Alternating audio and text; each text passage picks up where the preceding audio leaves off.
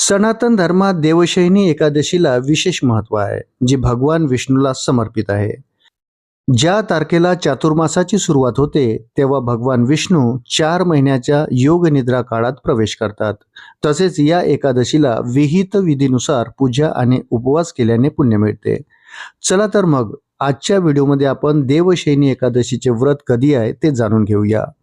सनातन धर्मात एकादशी तिथीला विशेष महत्त्व आहे. ही तिथी भगवान श्रीहरी विष्णूला समर्पित आहे. प्रत्येक महिन्याच्या कृष्ण आणि शुक्ल पक्षाच्या एकादशी तिथीला भगवान विष्णूसाठी व्रत केले जाते आणि विधीपूर्वक त्यांची पूजा केली जाते. अशा प्रकारे वर्षात 24 आणि अधिक मासात 26 एकादशीचे व्रत केले जातात. आषाढ महिन्याच्या कृष्ण पक्षातील योगिनी एकादशीचे व्रत यापूर्वीच पाळले गेले आहे. आता आषाढ महिन्याच्या शुक्ल पक्षात देवशयनी एकादशीचे व्रत महाराष्ट्रभर मोठ्या भक्तीने पाळले जाईल. सर्व एकादशींमध्ये देवशयनी एकादशीला विशेष महत्त्व असल्याचे म्हटले जाते. या दिवशी भगवान विष्णू सांसारिक कर्तव्ये सोडून 4 महिन्याच्या योगिक निद्रेत जातात. भगवान विष्णू 4 महिने योगिक निद्रेत राहतात, म्हणूनच हा काळ चातुर्मास म्हणून ओळखला जातो. हा काळ कार्तिक महिन्याच्या शुक्ल पक्षातील देवशयनी एकादशीला सुरू होतो आणि देवउठी एकादशीला संपतो. चातुर्मास हा देवांचा निद्राकाळ मानला जातो, त्यामुळे या काळात शुभ आणि मंगल कार्य केली जात नाहीत. पंचांगानुसार यावर्षी देवशयनी एकादशी 25 जुलै रोजी आहे. चला आपण देवशयनी एकादशीला व्रत करण्याची तसेच पूजेची पद्धत पुढे जाणून घेऊया. यावर्षी आषाढ महिन्याच्या शुक्ल पक्षाची एकादशी तिथी 24 जुलै रोजी सकाळी 9:12 सुरू होईल.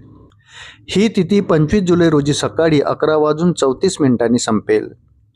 25 जुलै रोजी उदय तिथीला एकादशी साजरी केली जाईल. त्यामुळे उदय तिथीच्या मान्यतेनुसार यावर्षी 25 जुलै रोजी देवशयनी एकादशीचे व्रत महाराष्ट्रभर लोक भक्तिभावाने पाळतात.